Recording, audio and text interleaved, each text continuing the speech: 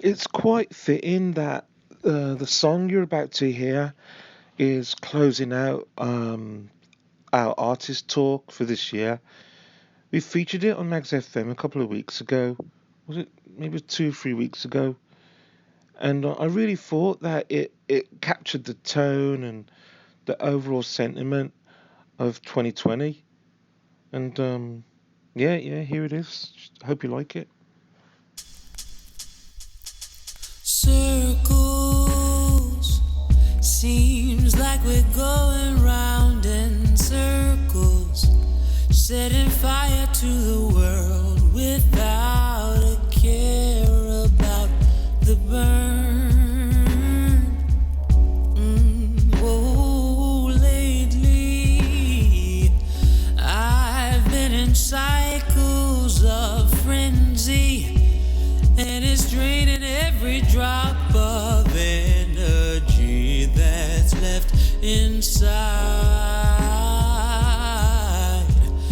It's a shame to know things might not go the way I think they should, yet and still I'll bet on change upon my return. Hope we stop going round in circles.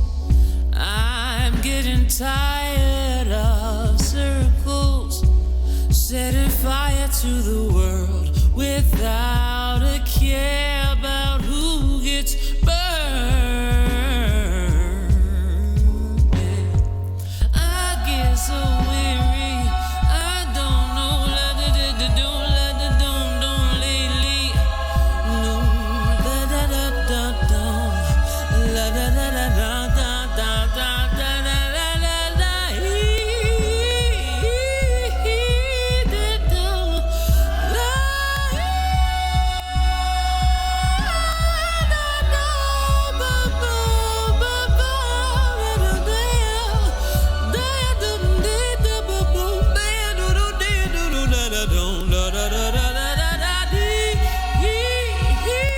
It's a shame to know things might not go the way I think they should, yet and still I'll bet on change upon my return. Hope we stop going round in circles. I'm getting tired of circles, setting fire to the world without a care about who gets burned.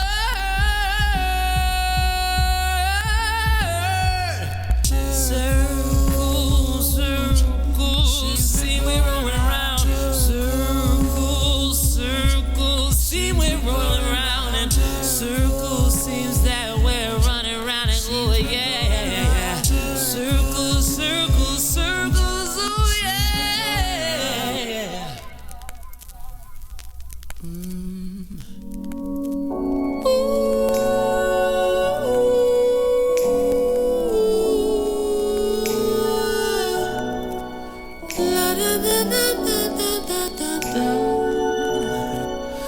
Round and round and round and round.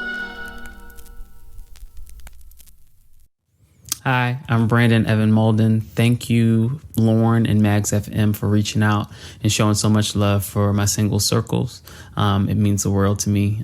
It's out on Bandcamp and also available for streaming on all the music streaming platforms. So check it out.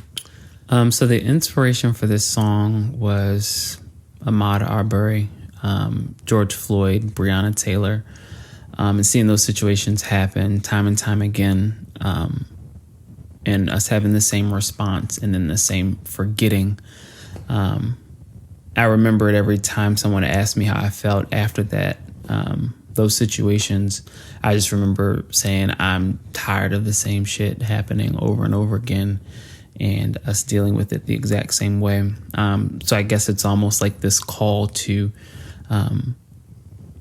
acknowledge what happens and be very aware of it, but also see where we can try to do things differently. And like, as we return to these situations, which one day I hope we don't have to,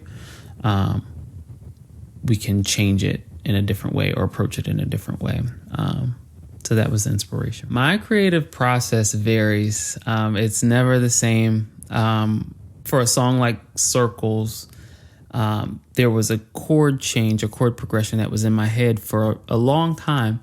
But there was never a lyric or a sentiment that matched the intensity of that chord progression. But I remember sitting down and I was at the piano and my boyfriend went for a run.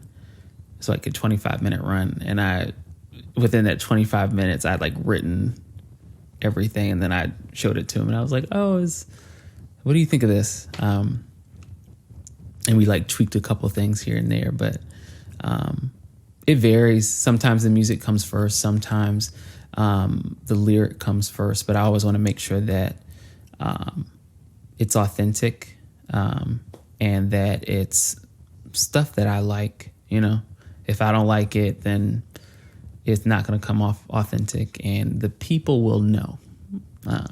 So I try to keep it as authentic as possible. My artistic beginnings definitely stems from church. I grew up in a church and sang in choir. My family, we are all pretty musical, whether it's playing, singing, or just appreciating music. And we listened to everything. We played everything. Jazz, R&B, country, pop, rock. Nothing was off limits in my household. So I definitely had a good foundation in terms of being open in terms of artistic process and artistic leanings. And then when my parents could afford it, I ended up taking piano lessons, music lessons for a bit during like high school, which caused me to apply to Temple at a certain point, and I ended up studying jazz vocal performance for a bit at Temple University here in Philly. I am originally from PG County, Maryland, DMV, so it's about 15 minutes outside of DC, and I'm currently based in Philadelphia, PA. There is definitely a musical community and an arts community here. Based on stories that I've heard, it's not what it used to be, but it's still definitely rich. The history is rich, so the community has to stay rich.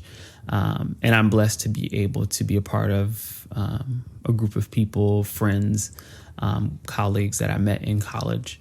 And we all kind of know each other and know people that came before us.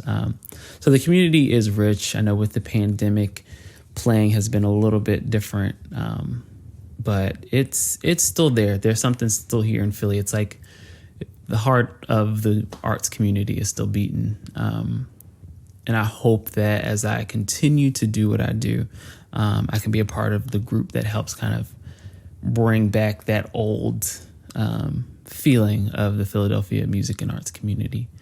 I don't know what that looks like, but I hope to be a part of that for a long time.